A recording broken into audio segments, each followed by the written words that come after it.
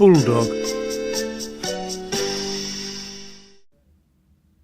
Ever since Skarloey and Rheneas had their 100th birthday, Peter Sam had been worried. He kept on saying that the real Duke never came. "Rubbish," said Duncan. "Of course he was real." "All the same," Peter Sam persisted, "he wasn't our Duke." "Our Duke," said Sir Handel, "is an engine." "You're as bad as he is. All engine dukes were scrapped. Ask Duck." "Duck doesn't know everything," Skarloey put in quietly. "Tell us about him, you two." Here is one of the stories that Peter Sam and Sir Handel told about Grandpuff. It happened when Sir Handel was new to the line. Now, have you remembered in those days he was called Falcon and painted blue? You have? Now we can begin. The manager came to see him one day and said he was pleased with his work, so far. "Now, Falcon," he went on, "you must learn the mountain road." "Yes, please, sir," said Falcon, excited.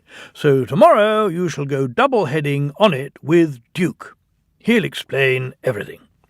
Falcon didn't like this. He thought Duke was a fusspot and a regular old fuddy-duddy. Duke's train was one for holiday-makers. He called it the picnic. Falcon was ready when Duke arrived. Duke drew forward beside him.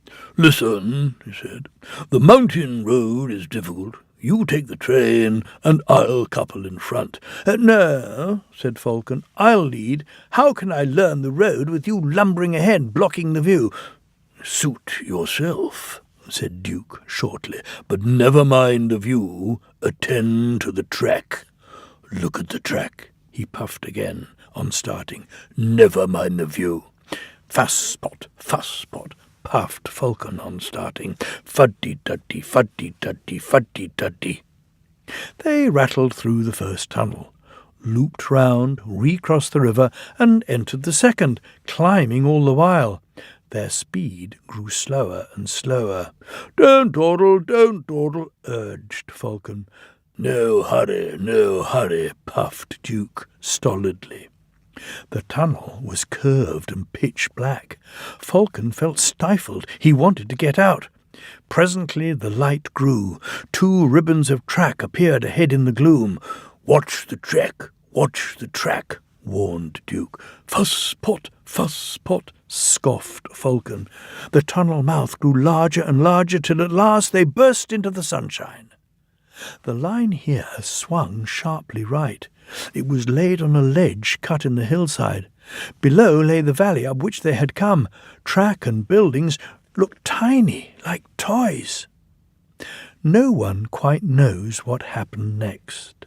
Duke said there must have been something on the track, and Falcon hadn't kept a good lookout. Falcon said he was dazzled, so how could he keep a good lookout? Anyway, their coaches had barely cleared the tunnel when Falcon lurched. His front wheels derailed, crunched over sleepers and ballast. He came to rest with one wheel uncomfortably near the edge. Duke had saved Falcon. Now he held on grimly with locked wheels and taut couplings. "You idiot," he hissed. "Stop it! I can't hold you if you shake." Falcon tried hard to stop shuddering. Quickly, Duke's driver and fireman chocked his wheels and strengthened the coupling between the 2 engines.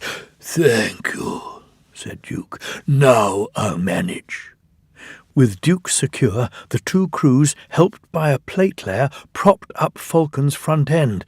They were looking forward to a rest when Duke began wishing in an alarming way. His fireman ran to his cab. "Water!" he cried. "We want water, quickly!" The platelayer's cottage stood nearby. He explained to his wife, and the passengers borrowed jugs, buckets, kettles, saucepans, anything, in fact, which would hold water. They formed a chain from the well to the engine and passed them from hand to hand. The fireman, meanwhile, reduced his fire and anxiously watched the gauge. It was hot and tiring work, for Duke needed many gallons. But at last the fireman shouted cheerfully, "We're winning! Don't weaken!" And they all set to work again with a will. They cheered again when the breakdown gang arrived. They showed other passengers how to help them lever Falcon back to the rails. The manager was at the top station. He said he was sorry about the accident and thanked the passengers for their help. "Not at all," they said. "We admired the way you put things right and enjoyed the adventure." They thanked Duke and his crew for preventing a nasty accident. "Your Duke," they said, "is a hero. He stood firm like a bulldog and just wouldn't let go." Falcon said, "Thank you, too. I don't know why you'd bothered after I'd been so rude." "Oh, well," replied Duke, "you'd just had a new coat of paint. It would have been a pity if you'd rolled down the mountain and spoilt it. That would never have suited his grace."